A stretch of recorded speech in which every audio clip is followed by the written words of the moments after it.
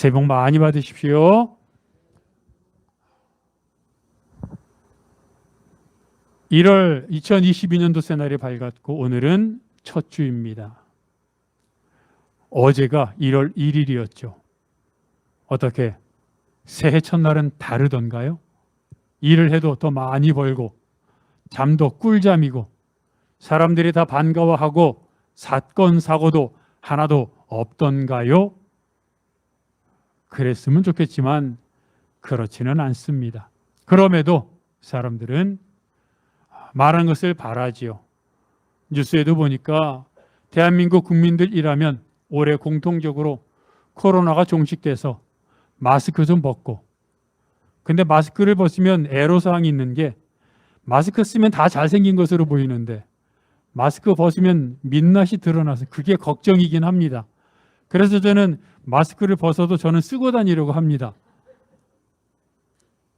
여행도 마음껏 갔으면 좋겠다고 생각하고 또 올해 대한민국을 이끌어갈 정말 준비된 대통령이 잘 당선되어서 이 나라가 정말 바른 길로 또 복지국가로 가는 그런 기회가 되었으면 좋겠다라는 소원을 대한민국 국민이라면 공통적으로 가졌을 것입니다. 그리고 가정적으로 많은 기도의 제목들이 또는 소원들이 있겠지요. 우리가 보는 눈 앞에는 우리 앞에 펼쳐진 세상은 모든 것이 다 보입니다. 그런데 아십니까? 보이는 것은 다 있는데 그 중에 내가 보고 싶은 것, 내가 원하는 것 또는 내가 간절한 것만 보이고 보고 듣는다는 겁니다.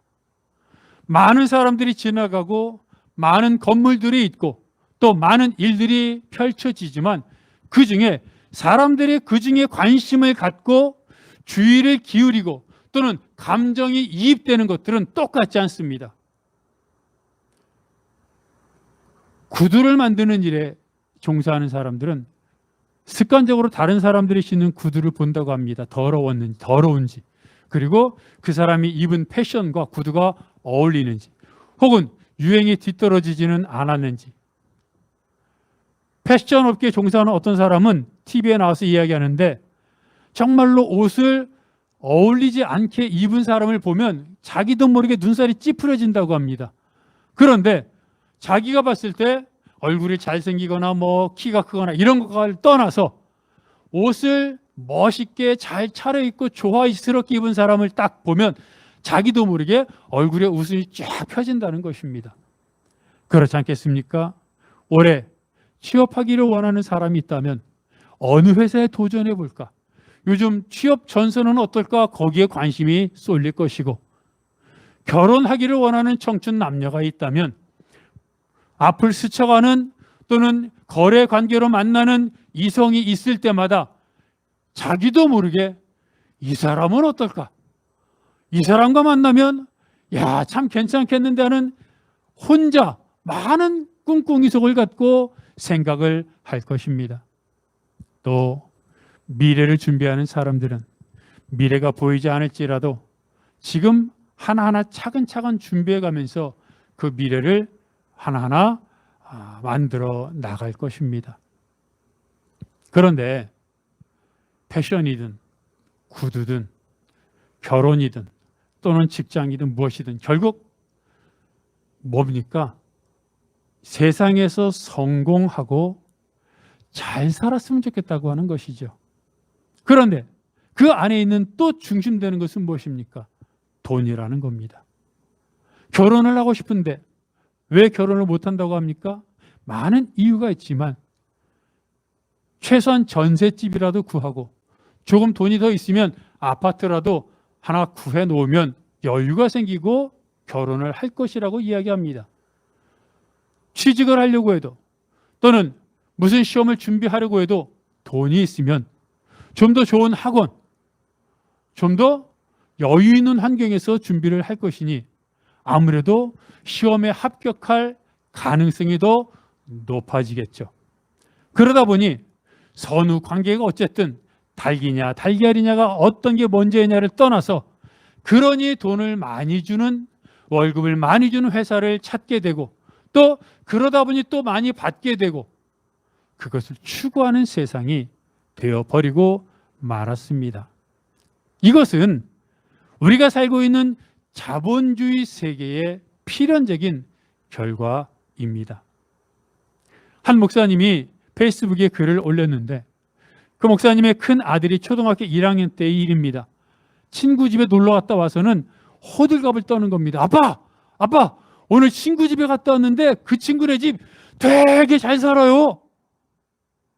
이야기를 들어보니까 집안에 풀장도 있고 지금으로부터 약 한 30여 년, 40여 년 전이니까 그때 풀장이 있고 지금도 집에 풀장이 있으면 잘 사는 집 아닙니까?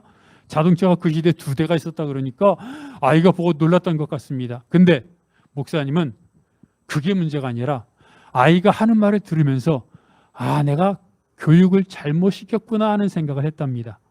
그것은 다름 아닌 잘 산다는 말이었습니다. 그 아이는 잘 산다고 말하면 안 되었습니다. 아빠, 친구네 집에 갔더니 되게 부자예요. 이렇게 말을 했어야 되는데 사람들은 부자는 잘 살고 가난한 사람은 못 산다고 생각합니다. 그러니까 부자면 행복한 것이고 가난한 사람은 불행하다고 생각하는 마음이 근저에 깔려 있다 보니 어떻게 됩니까? 어떻게 해서든 잘 살기 위해 행복하기 위해 돈을 벌어야 하고 또 돈에 목숨을 거는 세상이 되어 버리더라는 겁니다. 그 목사님도 인정합니다. 저도 인정합니다. 돈 싫은 사람 어디 있습니까? 가난하게 살기보다 부자로 살기 원합니다. 훨씬 편리합니다. 할 수 있는 여유, 선택의 여지가 많습니다. 누릴 것도 많습니다. 그러나 돈이 잘 살게 만드는 것은 아닙니다. 돈은 편리하게 해주는 것이고 부자로 만들어줄 수는 있지만 돈이 행복은 아니라는 사실. 그래서 돈을 아무것도 아닌 것처럼 생각하는 것도 문제지만 돈을 위해 목숨 걸고 매달리는 것도 문제라는 것입니다. 행복은 잘 사는 사람들에게 주시는 하나님의 복입니다. 그렇기 때문에 우리는 그렇다면 뭐가 잘 사는 것인지 그리고 왜 돈이 잘 사는 것은 아닌지를 내 마음속에 가치관부터 제대로 알고 있어야 합니다. 돈의 유효기간이 언제입니까? 살아있을 동안이죠.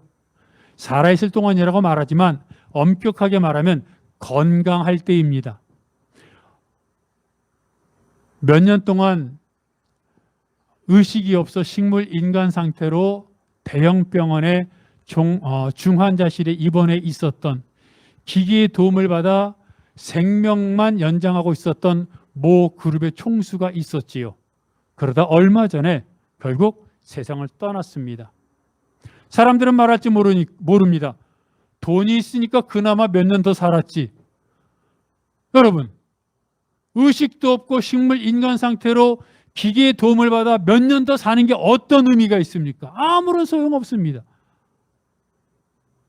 젊었을 때는, 학생 때는, 아르바이트 할 때는 식욕은 넘치는데 먹고 싶은 건 많은데 돈이 없어서 못 먹습니다. 나이 들어보니까 어떻습니까? 치아가 안 좋아서 정말 좋은데 비행기 타고 멋진 외국에 가고 싶은데 돈도 있는데 가자 그러는데 건강이 안 좋아. 젊었을 때는 그렇게 고기도 먹고 과식한다는 소리를 들었던 사람들이 70, 80이 넘어가니까 밥 요만큼에 김치 2조각에 그거 먹고도 행복해하는 모습이 소시민적이라 부러울 수도 있지만 사실 또 한편으로 바라보면 얼마나 안타깝습니까? 수많은 돈이 무슨 소용이 있습니까? 16세기의 성자라고 일컬어지는 필립이라고 하는 성직자가 있었습니다. 그가 한 유명한 대학교 교정을 걷고 있는데 마침 앞에서 걸어오는 한 학생을 만났습니다. 그 학생은 법학을 공부하기 위해 그 학교에 입학한 학생이었습니다. 그 학생과 이런저런 얘기를 나누다가 물어봅니다. 당신은 왜 법학을 공부합니까? 유명한 변호사가 되려고 합니다. 아, 그래요? 그러면 유명한 변호사가 돼서 뭘 하려고요? 유명한 변호사가 돼서 변론도 잘하고 사건도 수임받고 그래서 인정도 받고 명예도 얻고 돈도 벌어야죠. 아, 그렇군요. 그럼 그 다음엔 뭐 할 겁니까? 인정도 받았으니까 사회적으로 유명해지고 돈도 벌었으니 그 돈 갖고 평안하게 잘 살아야죠. 그래요. 그 다음엔 뭐 할 거예요? 내가 번 돈으로 여유 있게 풍족하게 즐길 겁니다. 그러면 그 다음엔 어떻게 됩니까? 그러다가 늙겠죠? 그럼 늙은 다음에는요? 아마 죽을 거예요. 그래요. 그럼 죽은 다음엔 어떻게 되나요? 그 청년은 거기까지는 생각을 해보지 않았는지 그 말에는 대답을 하지 못하고 얼굴이 빨개지며 돌아갔다고 하는 이야기가 있습니다. 성경은 사람에게 한 번 죽음은 정해진 것이요 그 후에는 심판이 있다고 말합니다. 사람들은 누구나 자기 눈 앞에 보이는 것만을 믿습니다. 그래서 눈앞에 보이는 것, 자기가 경험한 것, 들은 것, 배운 것, 이것을 전부라고 생각해서 그것을 쫓아가고 그것이 자기가 이 땅에서 행복하게 사는 방법이라고 생각합니다. 그런데 그런 사람들도 이 땅 이후에 죽음이 있다는 것은 대부분 알고 죽음 이후에 영원한 사후세계가 있다는 것도 압니다. 하지만 그들은 대부분의 사람들은 사후세계를 준비하지 않습니다. 얼마나 모순덩어리입니까? 영원한 사후세계가 있는데 그 사후세계를 어떻게 살 것인지, 아니 어떻게 해야 그 사후세계에서 내가 흔히 말하는 복받고 천당과 극락 또는 유토피아의 삶을 살 수 있는지, 내가 지금 어떻게 해야 그곳에 들어갈 수 있는지는 생각하지 않고 지금 이 세상에서 내가 하고 싶은 대로 내가 성공이라고 생각하는 것만을 추가해 살다가 죽을 때가 되어서야, 아니 죽은 사람을 보고 명복을 빈다고 좋은 곳에 갔을 거라고 막연하게 얘기한다면 그것처럼 모순된 것이 어디 있습니까? 그렇습니다. 지혜로운 사람일수록 멀리 보고 좀 더 유익한 것을 선택할 것입니다. 학생들이 공부 시험 기간에 친구들이 놀러 가자고, 노래방 가자고, PC방 가자고, 다른 데 놀러 가자고 이야기해도 좀 더 멀리 보는 학생은 그 유혹을 참고 공부할 것이고, 그리고 시험이 끝난 날 노래방을 가든지 PC방을 갈 것입니다. 취업을 준비하거나 미래를 준비하는 사람은 지금 당장 내가 쉬고 싶어도 피곤해도 피곤한 몸을 이끌고 아침 일찍 일어나 학원에 가서 학교에 가서 직장에 가서 열심히 일하고 준비할 것입니다. 정말로 세상은 무엇을 추구하고 무엇을 위해 달려가는 것이 가장 지혜로운 것인지 그것을 많은 사람들이 죽기 직전에야 깨닫는다는 것입니다. 그래서 많은 사람들은 그렇게 젊었을 때 악착같이 벌고 악착같이 모으고 싸우다시피 빼앗고 했던 사람들조차 늙음악하게 되어서 죽음의 목전을 두고 그리고 자기가 죽을 때가 된 것을 알고 나서야 내가 왜 그랬던 거 하나같이 후회하지 않습니까? 그런데 많은 사람들은 그런 후회 소리를 듣고도 여전히 젊었다는, 내가 아직 이 땅을 살아갈 날이 많다라는 착각 속에서 여전히 자기가 살고 싶은 대로 살아갑니다. 그런 우리에게 오늘 모세는 무슨 화두를 던져주고 있습니까? 모세를 생각해 보십시오. 그는 40년 동안 애굽의 왕궁에서 왕자로 살았습니다. 권력자로서, 왕족으로서 누려야 할 것을 다 누렸습니다. 원하는 거요, 먹고 싶은 거요, 갖고 싶은 거요, 하고 싶은 것 다 했습니다. 그러니 우리는 모세가 정말로 행복했을 것이라고 생각합니다. 행복했겠지요. 누구도 자기 앞에서 다 굽실거리고 그리고 모두 순종했을 것입니다. 하지만 한편 모세가 그 왕궁 생활에서 행복하기만 했을까요? 그는 사람의 추악한 모습을 봤을 것입니다. 권력 앞에서 권력을 얻으려고 조금이라도 권력자 옆에 서려고 흔히 말하는 아양 떨고 배신하고 아첨하고 다른 사람을 죽이고 내가 잘 되기 위해 엄청난 잘못된 일도 저지르는 모습을 그 시대에 얼마나 많았겠습니까? 그걸 모세가 못 봤겠습니까? 화려한 이면에는 추악한 진실도 있는 것입니다. 그랬던 모세가 또 40년 동안 미디안 광야에서 살았습니다. 왕궁에서의 삶은 가장 높은 곳에서의 삶이었다면 광야에서의 삶은 가장 미천한 삶이었습니다. 자기가 원했던 것 하지도 못했습니다.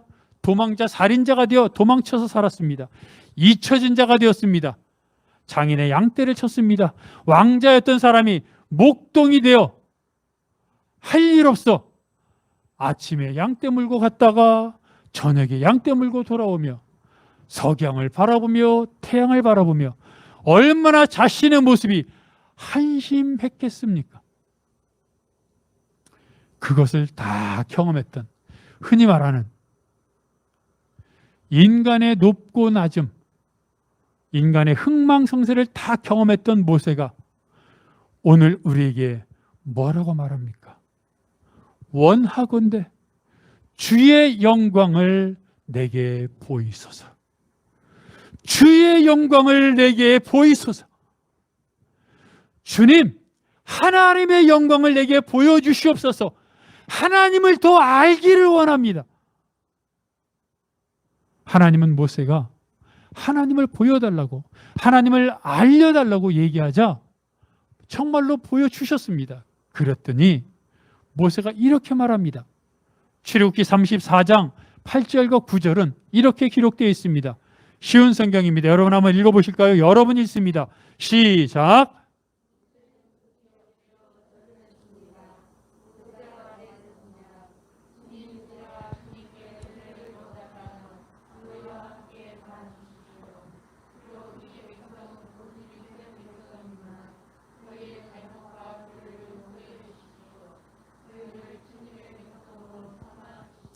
그렇습니다. 이사야 선지자가 그랬던 것처럼, 예레미야 선지자가 그랬던 것처럼, 사도 바울이 그랬던 것처럼 모세도 하나님의 영광을 보자 땅에 엎드렸습니다. 그리고 제발 우리의 주인이 되어달라고, 우리를 인도해달라고. 주님 없는 세상, 하나님 없는 세상은 아무것도 아니라고 한탄하며 하나님께 간구하고 있습니다. 이 얼마나 성숙한 신앙인의 모습입니까? 그런데 문득 그런 생각을 해봅니다. 어떻게 이런 소원을 하나님께 아뢰었을까? 여러분, 더 많은 것, 더 높은 것, 더 오래 사는 것, 건강한 것, 우리가 원하는 것이 얼마나 많습니까? 이스라엘 백성을 이끌어가면서 하나님, 내 마음에 들지 않는 저 누구 내가 뭐 할 때마다 나에게 반기 들고 꼬치꼬치 나에게 대드는 저 누구 없애주십시오. 이런 소원 없겠습니까? 저 사람 좀 안 봤으면 좋겠습니다. 저 사람 내 말에 복종하도록 지켜주시고 나에게 권위를 주시고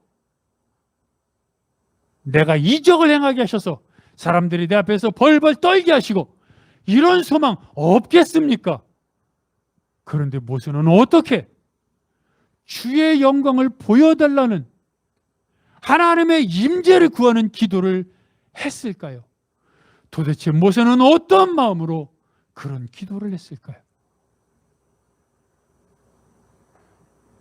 모세도 사실은 우리와 똑같은 신앙인이었습니다. 모세가 이스라엘 백성을 애굽에서 구원하려고 했을 때 그 구원하려는 마음 자체는 칭찬받을 것이었지만 그것은 개인적인 욕망이었고 개인적인 계획이었습니다. 자기 중심적이었습니다. 그리고 그가 미디안 광야에서 살아갈 때 얼마나 하나님을 원망하며 자신의 신세를 한탄하며 불평하며 살아있으나 사는 것 같지 않은 삶을, 죽은 것 같은 삶을 살았겠습니까? 여기서 나의 모습을 발견하지 않습니까? 믿는다고 하는 많은 그리스도인들이 하나님을 믿지만 하나님을 위해 산다 그러고 주를 위해 이 땅을 살아가겠다고 하지만 실제로 내 삶에서 어떤 선택을 하며 어떤 결정을 할 때마다 하나님과 상관없이 내가 원하는 내 감정대로, 내 의지대로 또는 내 이익대로 결정하는 경우가 얼마나 많습니까? 직장을 선택할 때, 배우자를 선택할 때, 집을 어디로 정할 것인지 선택할 때, 또는 사업상, 또는 회사에서 어떤 선택해야 되는 상황에서 어떤 것이 주님이 원하시는 것인지, 또는 지금 이 상황에서 주님이 나에게 말씀하시는 것이 무엇인지 잠시라도 무릎 꿇고 주님 말씀하옵소서. 주님, 내가 하는 이 결정이 하나님이 원하시는 결정입니까? 하는 그런 비운 마음, 가난한 마음을 갖고 하나님 앞에 내려놓고 결정합니까? 이 회사를 가면 월급을 더 줄 것 같으니까, 집을 이쪽으로 결정하면 회사 통근 시간이 가까우니까, 이 사람과 결혼하면 나에게 훨씬 더 좋을 것 같으니까, 이 학교, 이 학과를 결정하면 나에게 훨씬 더 유리한 인생이 펼쳐질 것 같으니까 라고 하는 나의 생각, 나의 이익, 내 관점에서 결정하지 않습니까? 그래 놓고 나서 내가 원하는 대로 일이 풀리지 않으면 하나님을 원망하죠. 하나님 어디 계시길래 나를 도와주지 않습니까? 그리고 하나님께 기도하지 않습니다. 기도해도 대충 합니다. 물론 교회 다닙니다. 헌금 생활합니다. 봉사합니다. 하지만 이미 그 신앙은 도덕으로, 윤리로 퇴화되고 말았습니다. 기도에도 열심이 없고 찬양을 불러도 열정이 없고 그저 교회를 다니며 성도들과 교제하고 그러는 즐거움으로 다니는 성도들이 있지 않습니까? 모세가 그러지 않습니까? 이런 모세를 하나님이 부르셨습니다. 하나님이 부르신 후에 모세가 깨달은 정말 인생에서 가장 중요한 의미가 하나 있는데 그것은 부르심입니다. 소명입니다. 사명입니다. 모세는 하나님이 자기에게 말씀하셔서 행하라고 하신 것을 행했더니 그것이 자기가 살아가는 삶의 방법이라는 것을 깨달았던 것입니다. 여러분, 모세가 이전에는 어떻게 했습니까? 이스라엘 백성을 구원하고자 하는 자신의 마음, 욕망, 자신의 의도가 있으니까 그대로 결정했습니다. 행했습니다. 그러다 보니 감정에 치우쳐서 애굽 사람도 죽이고 도망자가 된 것입니다. 그때 하나님께 검증받았습니까? 이스라엘 백성을 구원하겠다고 하는 이 마음이 하나님이 주신 마음이고 하나님이 주신 방법이고 하나님이 지금 나에게 말씀하시는 것인지 모세가 검증했습니까? 하지 않았습니다. 내가 결정하고 내가 행했습니다. 믿음과 삶이 분리된 것입니다. 하지만 하나님이 부르신 이후에 성경을 보십시오. 모세는 하나님이 말씀하시면 행합니다. 애굽에서의 10가지 재앙도 그랬습니다. 홍해를 건넜을 때도 그랬습니다. 반석에서 물이 나왔을 때도 그랬습니다. 만나와 메추라기를 먹을 때도 그랬습니다. 성경에 기록된 수많은 일들, 특히 성막을 만들 때도 그랬습니다. 성막을 만들 때 성경은 뭐라고 말하고 있습니까? 하나님이 말씀하신 대로 다 준행하였더라. 모세는 자기가 마음 먹으면 원하는 대로 했던 사람입니다. 왜요? 왕자였으니까. 모든 것이 자기 중심이었으니까. 아무리 자기가 행하는 것이 기분 나빠도 사람들이 틀리다고 생각해도 모세가 원하면 했습니다. 누가 왕자의 말을 거역합니까? 이스라엘 백성을 구원하는 것도 자기가 마음먹었으니까 했던 겁니다. 그게 지금까지 살아왔던 모세의 삶의 방법이었고 패턴이었습니다. 그런데 그 방법이 바뀐 겁니다. 이제는 모세가 마음먹어서 하는 것이 아니라 하나님이 말씀하시면 하는 겁니다. 그래서 기도의 사람 하이드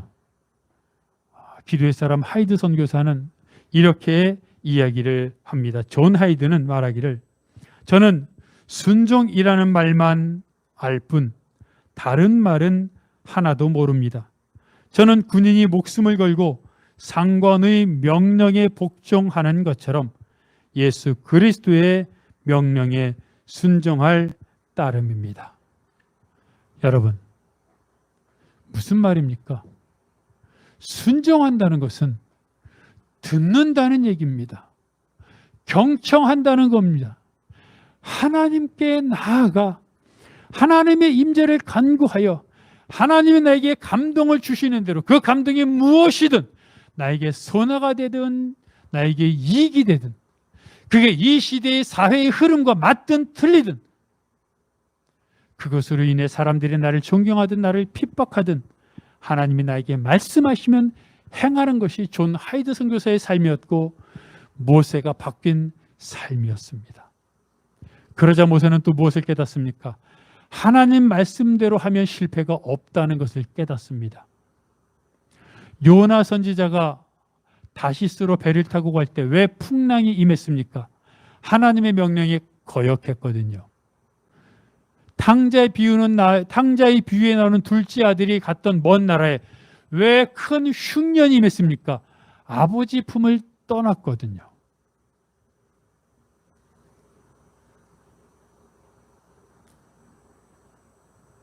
고난이 있는 것을 말하는 것이 아닙니다.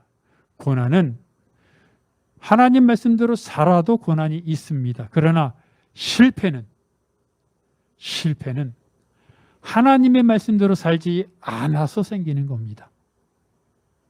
하나님과 동행하는 사람은 전능하신 하나님과 함께 하는데 실패할 수가 없습니다.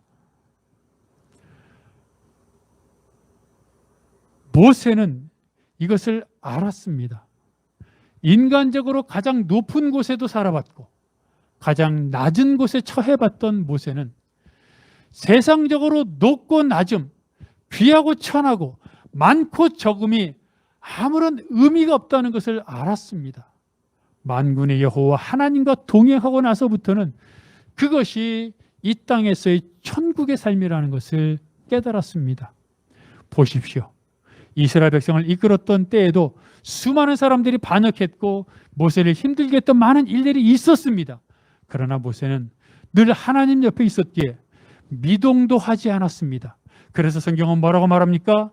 모세를 향하여 이 땅에서 가장 온유한 사람이라고 말합니다. 이것은 성격 문제가 아닙니다. 이것은 그 사람이 착하게 태어났다는 것을 말하는 것도 아닙니다.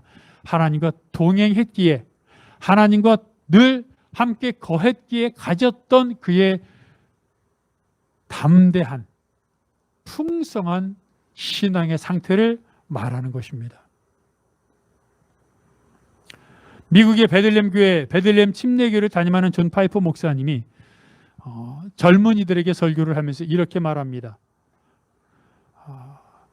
그리스도인들이 원하는 성공적인 삶은 돈도 많이 벌고 회사에서 성공해서 인정받고 또 자녀들도 잘 되고 건강하게 은퇴해서 노후를 안락하게 보내다가 천국에 가는 것입니다 라고 말을 합니다.